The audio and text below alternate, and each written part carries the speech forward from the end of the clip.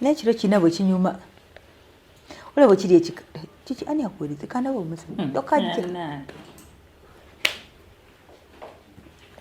waliwo omwana eyagamba mujjukira no bali nesoba message wamujjukira ogwo omukolo gwa Ebraz gwali abana ne bambala obutimba abaana ndowooza ye banange ani agenda owasaawe kiki nengamba ffe nga tubadde decent emyaka ani comment of yours nagirabyewa mamuko ku snap kirekane nga nenga ffe twambadde bulungi ani abatutte abo butimba bwe balina abamu tulowooza twambadde bulungi nenga tetwambala bulungi nga tubalina amaaso agayitamu kaya bate wano nga waliwo akansindikidde atwatereka omuntu naye kasomamu n'enseka wate twagala obata ate mukkiriza and you get surprised that ab'obutimba afunirawo omuntu awo ate munene bamuwasa ate nembaga mawuuno nebinyuma nibabeerayo naweembeerawo nga mukolima gwambala emijowoowo n'obeerayo munnange n'emijowoowo gyo n'empisa zo na buli kimu n'okufukamira n'okola buli kimu so kiboomera amatama abiri ate ekyokubiri I believe in bakiyita guba mukisa byomwayina byomwayina Katonda kyeyamuteekateekera era kyova olaba ati 2024 Mukama yakuteekateekera alhamdulillah kitwala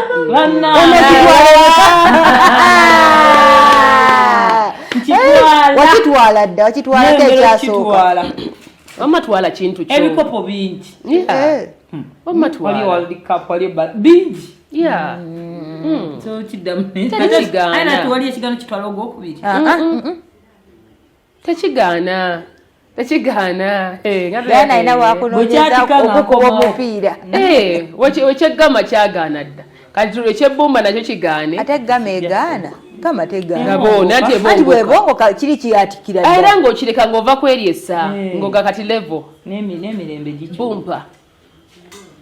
nje baliko ba sister tuli bulungi nawe jebale nje mutusaako engalo amina ate katero gye tugenda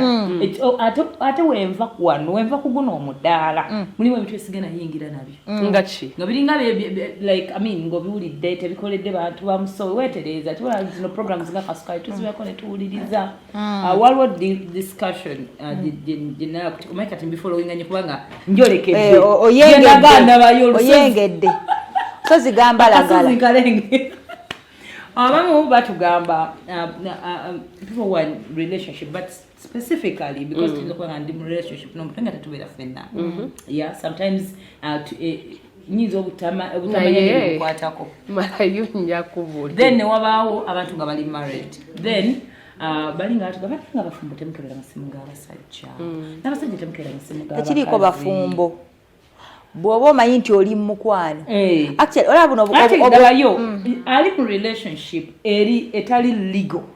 bannange ebyokufiirwa tebiba bingi nnyo ng'abantu baasiba mpeta sound ekabirerodde yaye mufiirako wakiri afa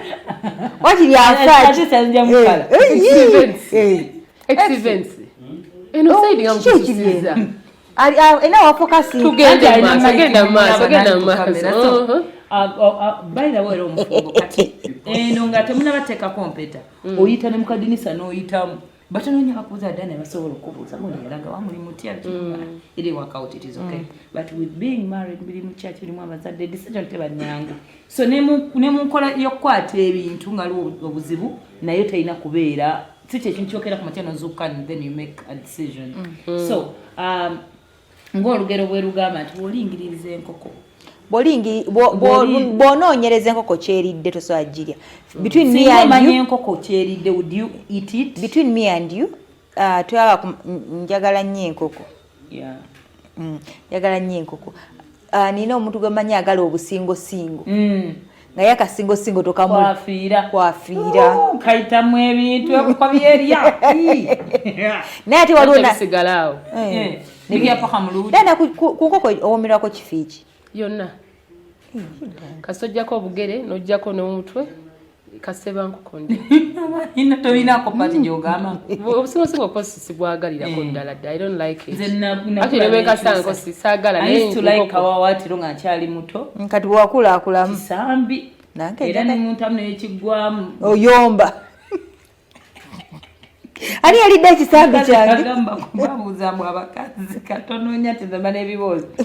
bannange ewaka abaami mubawa paati koko nkulu omukazi nze n'omwana wange tulya bisambi ebisigadde nga bo babawa oba omwami yalidde kyete bimukwatako amuwa kagongo bayita mu restaurant ne balya abakazi gye bafugira naga ye n'omwana we ekisambi kimu kiki ekya mwana we badabazifani kubanga but tukuza abasinga baagala kisambi but enkoko so singa omanya enkoko byerya byekulirako would you olaba actually bitayituku bitugamba nti amanyi ebingi bali mubuuza bingi bwe makite kinze bulungi nti omuntu amanyi ebingi alibuuzibwa bingi amanyi ebitono alibuuzibwa bitono bwe mba sinoonyereza nnyo mulimu abaagala of course tuze tukyogerako mulimu abantu abamu nga twafuuka basirikale ba FBIs oli mbufumbo naye oli mbega oyagala kumanya ani akubidde mukyala wange olaba yeewunguddemu bambi oluusi yeewunguddemu kwogera ne maama we enkoko zaafudde mu kyalo ewaabwe oluusi waliwo dananga okuba akaasi ebizibu byatayagala muwuli yes ebiri private negwe nojja ng'oberezaamu owuliriza oluusi tulina obusimu bwaffe buno bukatooki tekalina password era oteeka butesi bateekamu sitoba ne hash nga password evaamu nonoonye enamba zonna ono zazaakubako so that you find out ono abadde akubaki naye ddala bw'onoomanya gwabadde akubira bw'onoomanya amazima agakirimu will you be able to contain that gwe nga gwanoonyereza ate aba kasukaali yes ofinds out nti Dianah abadde ayogera ne Shafa abadde ayogera ne X events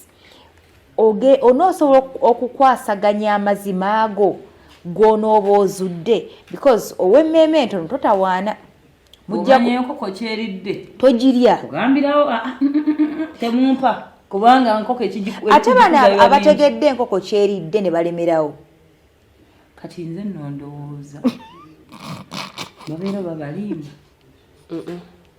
nasigala mu butuufu abatalimba no ng'akitegedde amanyi n'enkoko kyerya tutandikire ku bibuuzo bibiri lwaki mu kusooka onoonyereza era lwaki mu kusooka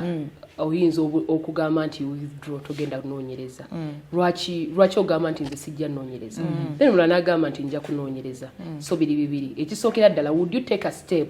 to check the phone would you take a step okugamba nti nnoonyereze ku muntu ono ntandike ddala okufuuka mbega mu bulamu bw'omwami wange mu bulamu bw'omukyala gwe njagala kasita ogamba nti y'osimbudde nze nyambeere nga ndi shuwa nze FBI obeera osimbudde CID akazaako keezaala kagenda kakula okitegeera tokoma ku ekyo kali addictive nti bw'otandika otandika era I respect a lot yakebere simu ngotandika vuga mmotoka kulondolola mmotoka yes ate abamu batandikira n'eri sometimes kitandikira na ku mmotoka gyonna gye kitandikidde kireeta ebibuuzo bingi wekisinga okubeerera we tugamba nti awazibu yes omuntu ayinza okubeera nakola byonna essimu eno ereeta bingi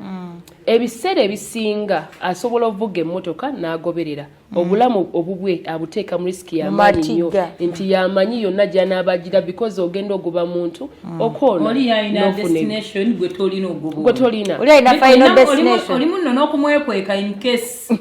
olina okwekwekera ddala kubanga okola omulimu ogutali mutume gweweetumye okalubiriza bulamu bwo gweyeetadde mu buzibu kati ekyo bw'omala okukitegeera nga gwe omuntu n'omanya nti omulimu gweweewadde gweweewadde gwannakyekweka naye tuddeyo wali emabega nti kasita ogamba nti njagala kebera oba ssimu ya musajja wajja yamulondola ki ekikuwaliriza okukola ekyo omuntu ono agamba nti sigenda kebera ssimu ya musajja lwaki ngamba nti ngenda kurespectinga kubanga tonnakitandika ate era nkusaba oba tonnakitandika waliwo ayagala akiveeko nga is addictive waliwo yakitandika saa zino yes bw'oba tonnakitandika mukwano kireke ate omala osangemu akameseji abantu anti bangi it is obvious olina okubisangamu njagala gwe agamba nti ogenda kebera essimu y'omusajja because abaali bakebeddeko kati wano tuyisaamu buyisa oba otegeera tuyisa as in mwana wa nnyabo for example you know oba ntegeera yes nti abantu basanze olina bingi ebyokusuubira mu ssimu eyo lwaki mu kusooka kwa byonna twogera ku ssimu eno nti ebiseera ebisinga omusajja aba n'emikwano mu mikwano gye kizibu okuvayo mukwano ogugenda okujja okubbira ku kyama kye okubbira ku byakola babeera kwegamba kiba kivudde wala nnyo omuntu ojja okigamba aye naye aba alina ekigendererwa kyabakola akigamba kitegeeza gwe bw'oba oyagala okwezuulira ate nga tobuuzizza balala ekintu ekisinga otulaga ebintu ebisinga messages communication yonna esinga ebeera mu masimu ki gano that is why buli omu agyesibako nnyo kitegeeza ogenda kuzuulawo ebintu bingi nnyo by'obadde tomanyi mu bulamu and trust me you omwami yenna okumutegeera obulungi simu omukyala yenna okumutegeera obulungi simu eriyo agamba nti ye akola block delete delete block delete block kyebakola nti bw'aba agenda ku mulyango gwe bwati nga tanana geti kasitagigirako bwati zonna ne message oli bw'aba yakaweereza ka message bwati delete na blocking out delete can we agree on this nti waliwo abasajja abamu nga bo bakuguka mu kufuna like sidelines katono keza ntonda bakunzijawo wali erye kembadde nkunyonnyola nti abakyala bangi oba abaami bangi abagamba ekyo kintu nti yali clean naye era luboolwo anti liwe kiti kati ate social media zikyusizaamu kati olaba whatsapp erina disappearing messages akafaananyi ako Instagram erina disappearing messages sikozesa message I don't know but then Snapchat naye okumanyanga FBI yaba yakuguka kati someone afuna essimu endala chat with Snap messages zinzo obutabeeramu naye Snap ine engeri gye ba-indicatinga era jalaba when it is relationship wise ejja muli indicatinga ko ng'akatima oba ina ne mu category mwe bateeka nti bano bakwano bo botero chat owulira kyoyogera ekyo omanyi exactly where to go and what to do in someone's phone omanyi ekyokunoonyako you know even what to type there you know what when jagala nyanga muzimu balizo okuweereza message wenyini wayo nga tonnagiraba because this person's intention is ye naagiraba okusooka kati mu mbeera bwetyo ngenda kusaba bwenti nti gwe ateekateeka okukebera bw'oli wa mutima munafu oli kyeyagambye bw'oba oli wa mutima munafu nkwegayiridde tokeberanga ssimu ninawo omukwano gwange lumwera bw'anaabalabe kina kyajja kumanya nti njogera kuye yagamba nnakwata essimu bwenti neŋŋenda n'entambula simanyi lwaki omutima gwangamba yingira toilet mu bisenge byonna ebiri mu nnyumba toilet yatuula ndozo oli kide simanyi ekisinga ku diocese kibaki diocese nakankana natintima nabeera okwo nga tategeera nagamba mukama bwe yanyamba n'ensukka akaseera namanya siri wa kufa it was that bad thank you inti ebintu byo sisanyumya byasanga n'ebintu byosanga mu simu yes fena tuba n'omukwano naye omuntu gota nazuulako kintu kyonna yono Dianah gwolabaawo nga bwali yesu tatuye buli kimu kyagamba kyobiribuwo kati kasita obikkula luno olumbe lumanya nti ate muntu omulala nnyo naye ekibuuzo nga Dianah bwalina ekibuuzo ekigendererwa ki kumanya abantu banayagala kwongera kutegeera muntu lwaki ogenda okebera essimu eno walina okuba nga wabaddewo mistrust there's something that has triggered you waliwo ekikutriggerinza okuba nti okebera challenge weyinza oluusi okuva nti abantu abamu ate bava ne insecurities zaabwe mu relationships endala nazireeta mu bulamu bwona omuntu naye nga si kyali ng'omuntu ono mulala kati agala afunye malayika kasooka agirondere kala nga n'ebyamujja eri era byali mu ssimu agamba nze omuntu ntandikira kuona ntegeere biki byali kubanga labayo mugenda ku date omulundi ogusose n'agirekaawo oli aba yafunye dda password abamu wagira bwati mtu aba yakebedde dda naweereza ne mukyala we message nakola mukwano nga babimaze dda mulimu abana bemanya agamanzi basagala kumanya message abo babayo thank you so much yes banange gwe date yesookera ddala oli nakwata essimu najjamu n'ennamba bukimu n'abifuniraawo because we mubadde mutudde wane kati ng'oyo tutudde wane satu bali tusimu nga tunyumya you can't tell nti ndabye password yo oluusi zino ez'okuteekamu patterns biki ng'oggyeko nti kigalo kati bwe mba mmaze okugisoma pattern n'engitegeera tofuddeyo nti njirabye because you were free tolowoozeza nti waliwo n'asobola ogikebera within a minute omwana bayingidde dda mu ssimu era ebintu bibeerawo nnyo nga relationship yakatandika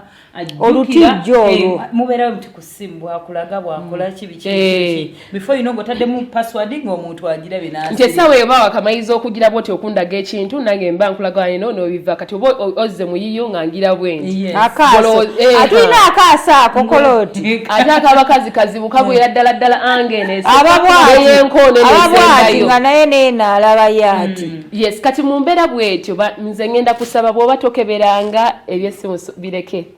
naye bw'oba owulira nga olina omutima omugumu ogusobola okukebera kebera essimu kubanga bw'otandika you never look back oba weewadde omulimu omanyi nti naaba abaami abamu n'abakyala mbagufuula mulimu bakyala babafuula mirimu nti olukera ku makya abuuza Dianah ali wakati ate ekigwe ku bantu nga babitegeeramu Dianah ali wakati bwavudde abo ali wakati kati avudde wano Dianah hello how are you I'm okay oliwa mbadde ndi wano ndi namasuba namasuba nkulaba wano ku reza kati bwebuzibwa ate abantu bwe bakola nyumirwa nnyo omuntu akola okulondoola tenatandaga Thank you. Okitegeera. Thank you. Londoola bibyo. Nesagala teeka tiwalwa gamba mbu nagenzo tuya kuseka location mwe babadde nga location endaga bwenti. Oyina bu app bwonna obujjuzo obulagazi location. Ate nga kiraga toli safe. Yeah, like find ways of letting me know nti kale ninawe bakulabyeko something. But ate gwo kindagira ddala oli mu simu yange. Ondagira ddala nti on tracking. Njagala afune ku mbozi ne mama wange eri private. Okitegeera. Njagala njogereko ne baganda bange nenjira ne manyi munewe nabazendo za tunanyumya kubanga essimu ngitya Dianah omuntu yali attrackinzeko essimu yo na trackinga n'emikwano gyo ne bazaddebo buli omu like nga ino okumakinga sure awuli ebyemwogera ona daily bw'omanyanga nti omuntu oyo akikoze ebituufu bw'oba clean just kireke let him track naddala ng'omwetaaga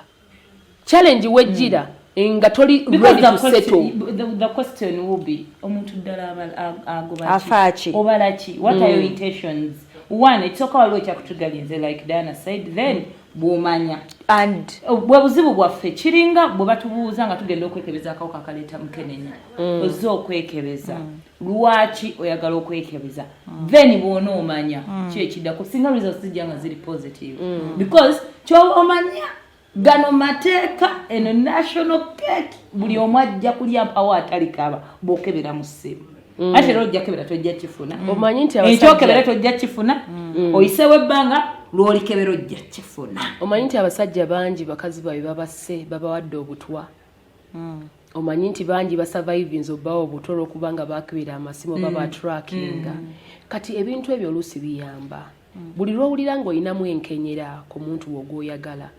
oyinza onoonyereza ewalala yonna n'okola byonna yonna naye communication baani abamukubira akubira baani era kyobola bagenda mu networks n'akola tracking eyo kubanga amanyi nti awali ekinuse kiyinza omuyambako okugattagatta weewano beebano abagamba nti nze banne nettani yeefiisa mukazi we alowooze nti afudde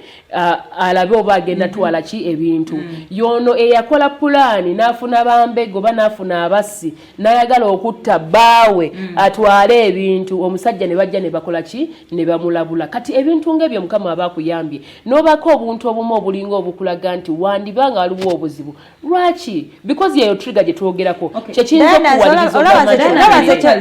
olaba Dianah kyembadde nze ndowooza nti yes of course osobola okulaba some indicators.